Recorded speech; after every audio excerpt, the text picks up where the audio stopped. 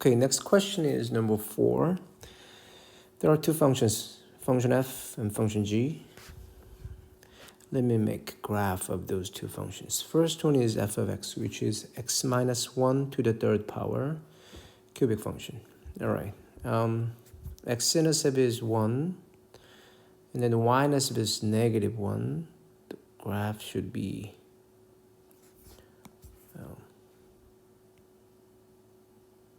like this. Passing through negative 1 and positive 1. Okay, and the other function is g, linear function, y equals x minus 1, which slope is 1, and y-intercept is negative 1. So the graph is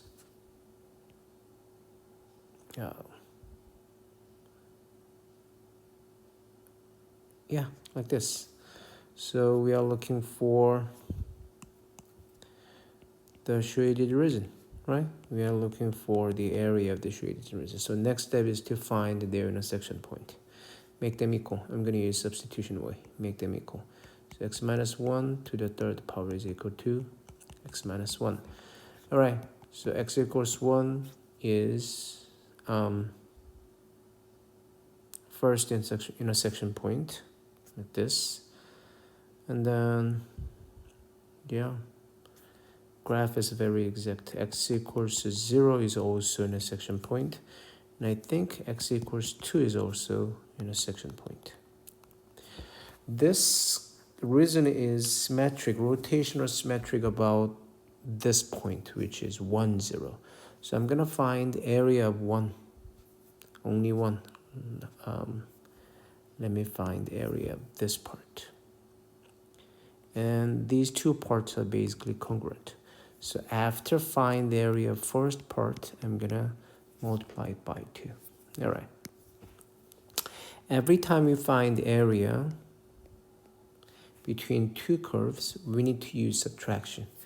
Upper curve minus lower curve. So the area is from 0 to 1, from 0 to 1, 0, x equals 0 to x equals 1 in terms of x. And then you subtract function g from function f, because function f, which is the cubic curve, is above. All right. And then times 2, right? Times 2, because we are finding both areas of both regions.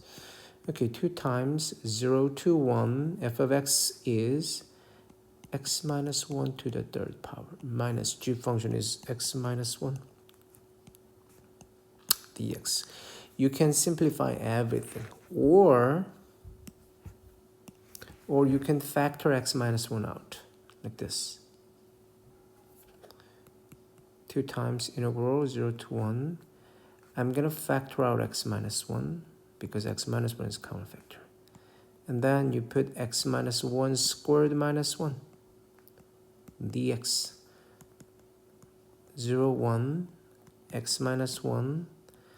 And then you simplify inside the bracket, which is x squared minus 2x plus 1 minus 1 canceled out, right? And then expand them completely. So x times x squared, which is x cubed, x times negative 2x, which is negative 2x squared. Negative 1 times x squared is negative x squared. Negative 1 times negative 2x is positive 2x. Positive 2x, okay, dx. So it's going to be 2 times integral 0 to 1 x to the third power minus 3x to the second power plus 2x linear term. All right, 2 times find integral of this polynomial function by using power rule. So it's going to be 1 over 4x to the fourth power minus x to the third power. You know how to integrate them. And then x squared. Right, integrals are 1, 0 to 1. Keep on going.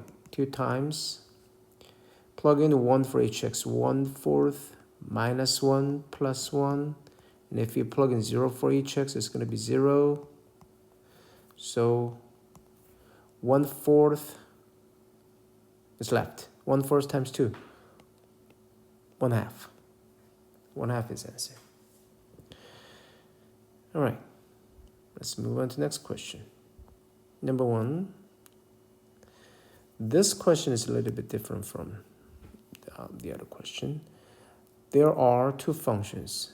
Yes, f of y, which is y squared, and g of y, which is y plus 2. Okay, I'm going to replace f of y with x. So let me use x equals y squared. Same thing. X equals y plus 2. There are two functions. To figure out the area that we are looking for, I mean the reason that we are looking for, we're going to draw the graph.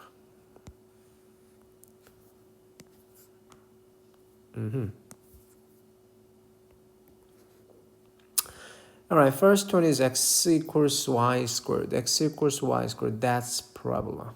Opening, right. Like this, opening right. The other one is y equals x plus x minus 2, not plus 2. If you isolate y, it's going to be x minus 2. Y equals x minus 2. So y nasab is negative 2. X nasab is 2. Graph is like that.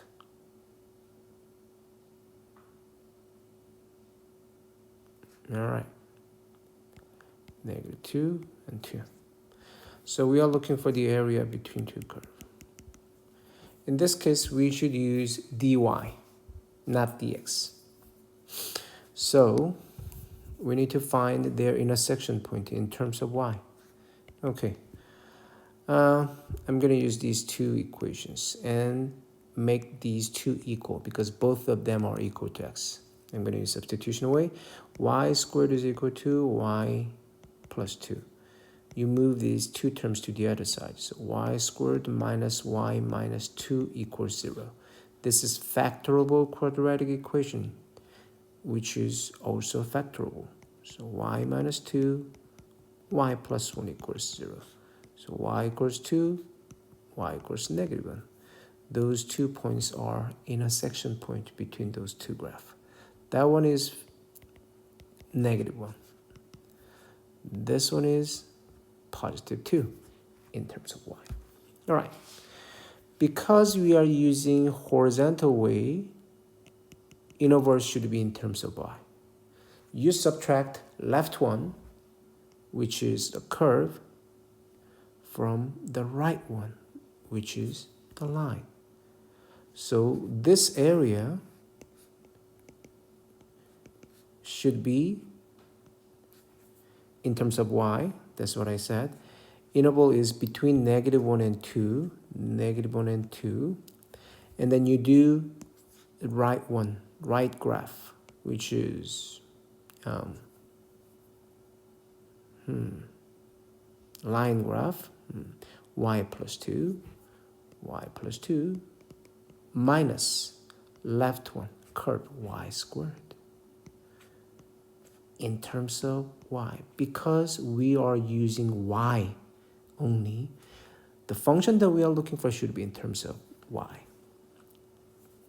All right, so it's going to be negative 1 to 2, negative y squared plus y plus 2 dy. All right, let's find antiderivative. 1 over 3y to the third power plus 1 over 2y squared plus 2y to negative 1. The remaining steps are calculation, basically.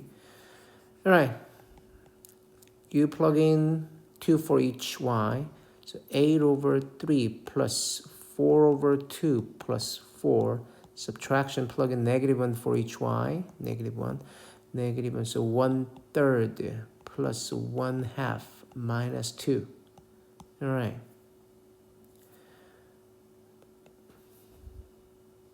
Okay. Negative 8 over 3 minus negative 1/3, which is negative 9 over 3. And then 4 over 2 minus 1 half. 3 over 2. And then plus 4 minus negative 2, 6.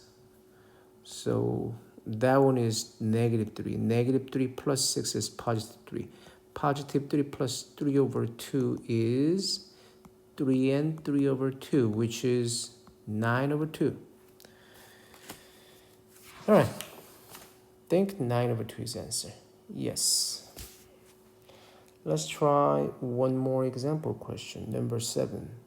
Let R be the region enclosed by the graph of y is equal to e to the x power, and y is equal to e to the y power, and x equals ln 4. Find the area of R. Okay, let's sketch this graph.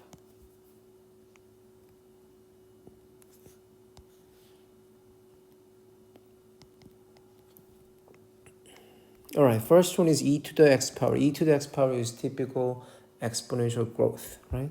Of which y-intercept is 1. Exponential growth. Like this. And then the y equals e to the negative x power. Exponential decay. Both of them have y-intercept, which is 1. And both of them have horizontal asymptote, which is y equals 0. And there's one more function. X equals ln 4. ln 4 is just positive numbers, so it's around here. ln 4. X equals ln 4. X equals number is vertical line. We are looking for the area enclosed by these three functions. So it's here. You're finding area of this region, highlighted region. Okay. All right, so I'm gonna place rectangles like this. These rectangles, right?